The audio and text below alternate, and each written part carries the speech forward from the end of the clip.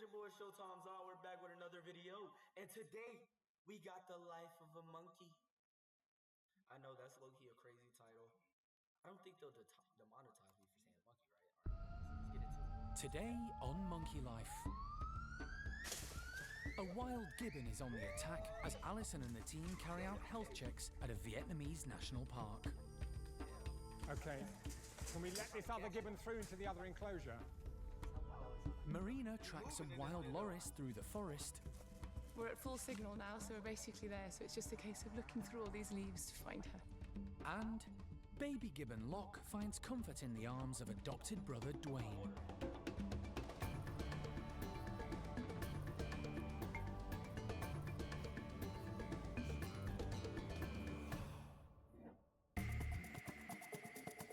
This is Dao Tien Rescue Center in Vietnam, sister sanctuary to Monkey World and overseen by its director, Dr. Alison Cronin. The staff here dedicate their lives to rescuing and rehabilitating endangered Vietnamese primates. We know that this is a really good quality of forest and there's plenty of food out there for them. It's a 6,000-mile journey from the UK to the center, which lies 160 miles northeast of Ho Chi Minh City.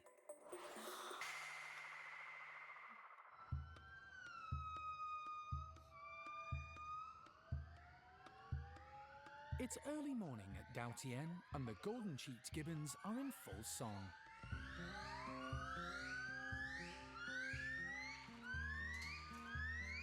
The centre's locally based director, Marina Kenyon, has been involved in the project since its inception and has recently overseen the creation of the new semi-wild loris area. This morning, she's going to check up on the first loris family to be released there. Last night, Batman and his partner Hope, along with her two twins, were let out of the holding cage and into the trees in the semi-free area. They named a monkey Batman? Okay, bro. Just name my son The four lorises were soon out exploring their new surroundings and seemed quite relaxed as they tucked into the food left out for them. Why is it They were left in peace to get on with familiarizing themselves with their new home. And now, Marina wants to check all four are still together. We all came out incredibly confident, went up high, higher than they've ever been before in their lives. So really pleased this morning. They're actually sleeping at around 4.5 meters, which is a perfect height for loris. Mum is there with her two babies. She's managed to control them and bring them to her. And Batman's he's not allowed to touch them, but is centimeters away. And they're fast asleep, so perfect.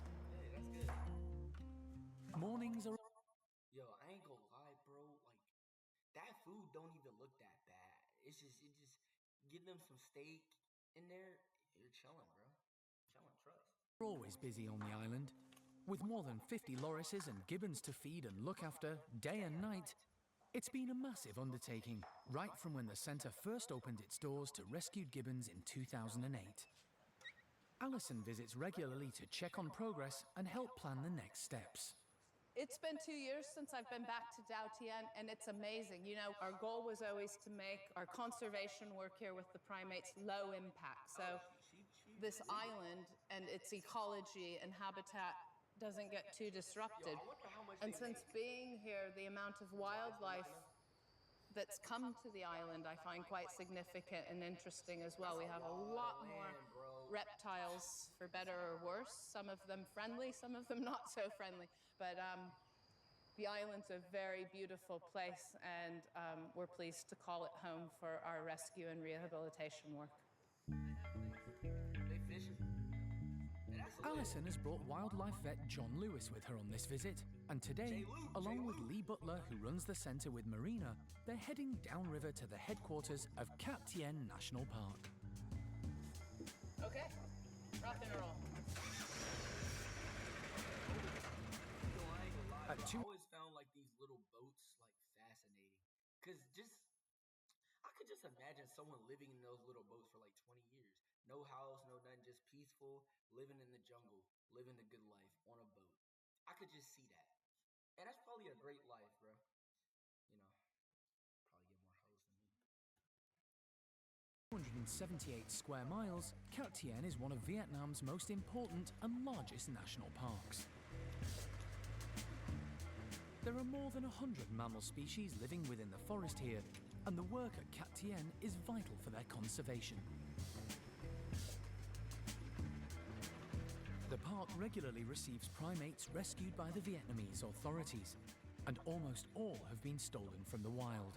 Alison, John... I thought the U.S. didn't really fuck with Vietnam. I don't know, boy. John and Lee have come over to health check 3 of them. Good to see you. Yeah. If the 3 gibbons prove to be healthy, they could potentially transfer to Dao Tien for rehabilitation and, hopefully, future release back into the wild. But when Alison and the team arrive, one of the park's officials, Mr. Viet, tells them there's been a worrying development. Oh, I see. Look, there's the wild gibbon. He's already here. A family of wild gibbons has been terrorizing the rescued gibbons housed in the cage assessment enclosures at Cat Tien. So the female was a captive one that they released, paired up with a wild male. They now have babies, so she, funny enough, is the dangerous. Bro, just imagine being an animal and you basically like trapped in a cage and they pair you up like with a random girl or a random nigga, bro. Like what the fuck? I'd be like, man, what the fuck is this? What the fuck is this? When they go to see the first of the 3 rescued gibbons awaiting a health check, the wild female is already there, clambering over the cages. We have to get rid of it, guys. It's no good. We have to get her away. The wild gibbon was previously rescued from captivity and then released. But having lived in captivity for so long, she shows no signs of being afraid of humans, and she's determined to let everyone know this is her territory. We don't know anything about the new gibbons, but they need to be health checked because it's absolutely critical. If you have wild gibbons coming and interacting with potentially diseased individuals, they can share the disease and take it back out into the national park. So this is actually a really critical part of our work. Even if these individuals aren't going to be coming to us, we need to help check their health status so that the health and welfare of the animals in the national park isn't compromised. It's direct overhead. Making a big leap. The wild female gibbon is determined to reach the others in the cages. John decides it's better and far safer for all concerned to perform the health check on his first patient, the rescued female, inside the cage rather than risk taking her elsewhere. But first, he must anesthetize her. As he prepares to do so, Alison receives some shocking news. The 3rd gibbon got killed by the wild female attacking her and giving her such bad injury. Wow, man. Hey, R.I.P. to my homie Chuck.